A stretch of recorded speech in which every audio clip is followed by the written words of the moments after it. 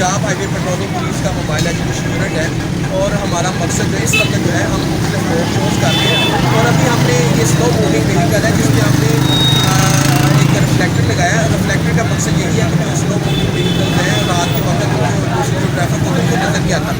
तो अभी हम रिफ्लेक्टर टेस्टिंग कर रहे हैं, पम्फलेट्स डिस्ट्रीब्यूट कर रहे हैं और पम्फलेट्स में हम कोविड-19 कोरोना वायरस के मतलब जो एहतियाती तदाबीर हैं, रोड सेफ्टी जिसमें हम कह रहे हैं कि मोटरसाइकिल सवार जो है उनको हेलमेट का इस्तेमाल उनकी जान को बचा सकता है। जो गाड़ी चलाने वाले हैं उनको सीट बेल्ट पहनना चाहिए, जो पैदल चलने वाले हैं उनको एहतियात से सड़क क्रॉस करनी चाहिए। इस वक्त मकसद जो है वो हम आवाम को सेंसिटाइज कर रहे हैं, न सिर्फ रोड सेफ्टी के मतलब बल्कि कोविड-19 के मतलब। और हमारी जो भी इस वक्त जो है वो